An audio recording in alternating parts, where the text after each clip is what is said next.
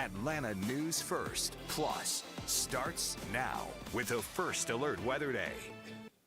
Hey there, everybody. I'm First Alert Meteorologist Rodney Harris. Hope you're off to a good start to your Wednesday here across Metro Atlanta and North Georgia. We are in a First Alert Weather Day, so that is exactly what we are starting with on the right-hand side of your screen. That's First Alert Radar. I'm already tracking some showers in the mountains this morning, so that's the one thing that's different from yesterday. There's already showers out there, not in Metro Atlanta, but if you are in the mountains, watch out for that. A few showers will be possible for you up until lunchtime today. Here's the high-resolution forecast model for lunch. You can see it is panning some showers north of Atlanta around lunchtime today, but it's really after lunch when the showers and storms will redevelop again this afternoon.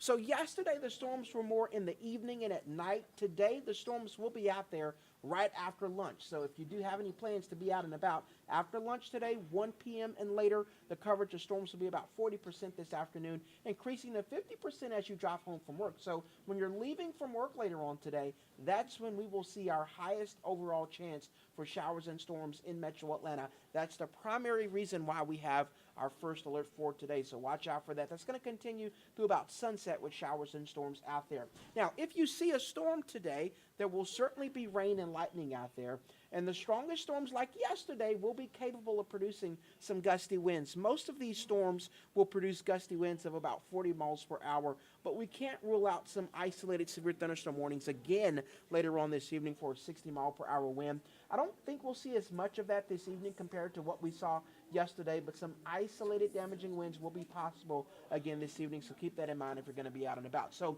really your forecast today is the same as it was yesterday. We will have more storms out there. The only difference is those storms will happen a little bit earlier throughout the afternoon. Otherwise, watch out for that. Not a washout, though, so you can keep your plans. Just know that there will be some storms out there. Here's your 7-day forecast, and as you can see, we're going to keep a chance of showers and storms in the forecast for the next several days. Today is a first alert with storms out there in the afternoon and evening.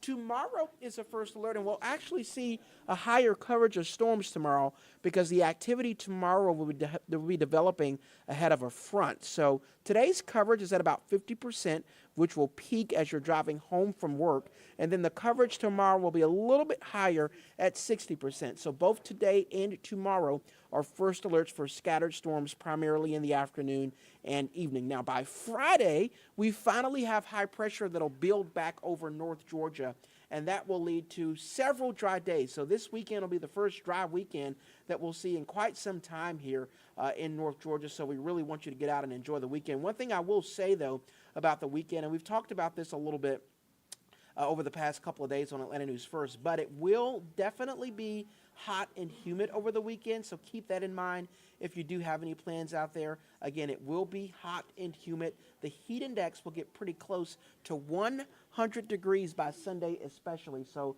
if you are going to be out and about over the weekend, just try to drink plenty of water and stay in the shade if you can. But we have 3 dry days for you. Friday, Saturday, and Sunday, the rain chance is less than 20%. Of course, Friday is also the first day of summer, so as we kick off the weekend, it will be dry. Just remember to drink plenty of water. In terms of our storms, again, that'll be out there this afternoon and evening. We are in a first alert weather day for those storms, so watch out for that as you're driving home from work. We actually have Atlanta News First Don Shipman, who's been out tracking the storms that we've already seen from yesterday. So to talk more about the storms that we saw yesterday, Gavir, what a lightning display we saw yesterday evening. Unfortunately, that'll be possible again this evening.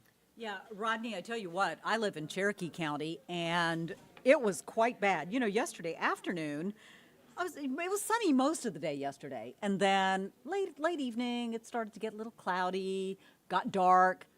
We lost power for about 2.5 hours yesterday. So, you know, it just takes a minute to kind of get things kind of going again, but we got it. And power finally came back on around 8:15 or so for us. So it's kind of a tricky situation for a lot of people today, as you mentioned, Rodney, because for a lot of people, their power is still out today. And as you mentioned, Rodney, Don Shipman is out and about with some of the storm damage. So let's talk a little bit more about News that. First Plus starts now. Yes. Give me a second. I'm still playing with this machine here. So there I am. Don Shipman was out this morning taking a look at some of the damage from the overnight hours and the storms that we saw yesterday. So let's show you that this morning. We're on Fairburn Road right here in southwest Atlanta, and it is closed in both directions in this area. This right here is why you can see this massive tree draped across the road and onto some power lines right here. And I want you to take a look at this new video that we just shot about 30 minutes ago when some vehicles actually decided to make their way underneath this tree. Not a good idea. We watched about a half dozen cars make their way down the street here. But again, it is closed off right now in both directions between Arlington School Drive all the way to Tell Road. And keep in mind, it is a busy road between Campbellton and Camp Creek Parkway. You need to find an alternate route this morning. Use Butner Road instead. We also have some video out of Cherokee County. You can see the damage there from more trees that came crashing down. This is Hickory Flat Highway in Canton. Buckhead, similar situation, more trees down. This one on some power lines on Wesley Road, knocking out power to hundreds of homes and businesses. So we just got home from dinner and we pulled into our driveway and saw the fire truck and the tree. Power was out. We have a generator, but that's not working. It seems to be that all the power around here is out. And back here on Fairburn Road, you can see that car making the right decision, deciding to turn around and go in the opposite direction. This road closed off right now. The homeowner over here told me that the tree actually came down right around 7 o'clock last night during those storms. And it's been like this throughout the overnight and all morning long. Wow. We're here in southwest Atlanta. Don Shipman, Atlanta News First. All right, so obviously we're going to be staying on top of that story and keeping you up to date on when Fairburn Road finally does reopen. But there's a lot of that across the metro and up into, as Don mentioned, into Cherokee County today as well. So I think today's going to be a day of cleanup before some of those new storms start to roll in that our First Alert weather team's been talking about. This is something that's going to impact a lot of Fulton County parents and students. We're talking about a cell phone ban. The Fulton County does plan to address that and how it's going to address this new law in schools. The school board set to vote on a policy that would ban phones, smartwatches, tablets, and other mobile devices. It would apply to students K through 8 for the entire school day, and high school students would be able to use their devices, but only during specific times of the day. That meeting of the school board is set to take place a bit later today, so we'll let you know exactly what happens there.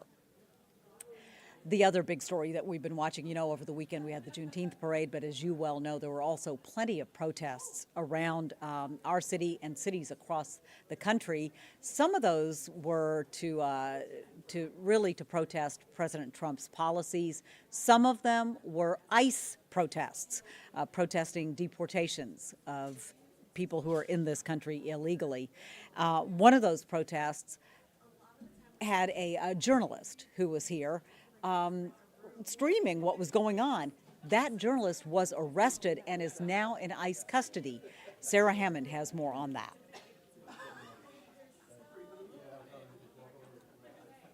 DeKalb County jail records show that he was released just before 3:30 this morning, but we're still working to learn if he was released into ICE custody or if he was able to go home.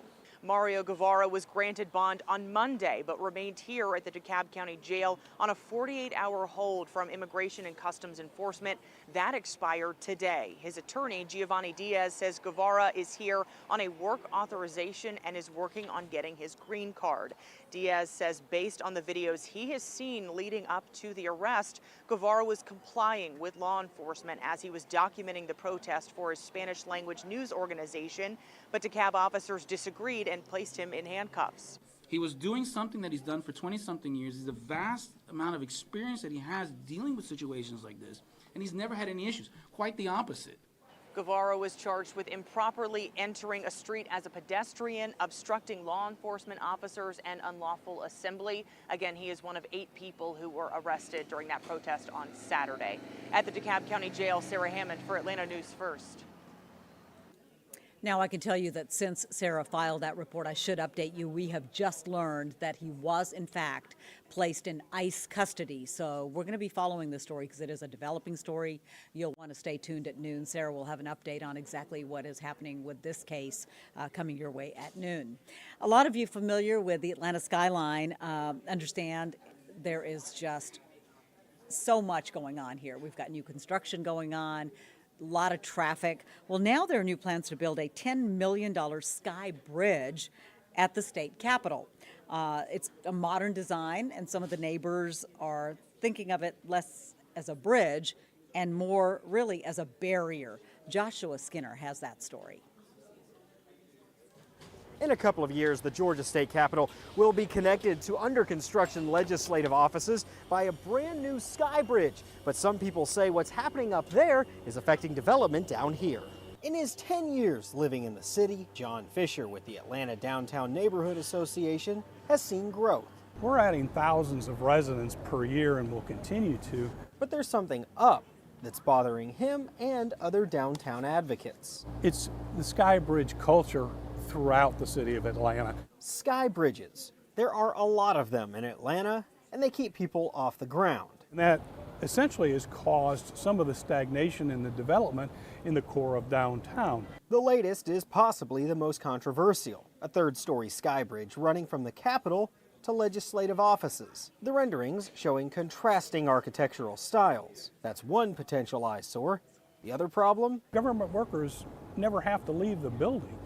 It's not good for the economy, it's not good for local business. On Monday, the Atlanta City Council approved giving the air rights to the state for the project by a vote of 10-2. Jason Dozier, whose district has most of the sky bridges, voted no. In a statement, he said in part, the proposed $10 million sky bridge is not about safety, it's about convenience for the politically connected. It's about shielding state lawmakers from everyday Georgians. Downtown still has work to do. Fisher admits that foot traffic is minimal during the day, and sky bridges don't help. Still, the bridge will go up. Fisher worries that bridge will create a chasm. These projects cause long-term harm to the city. In downtown, Joshua Skinner, Atlanta News First.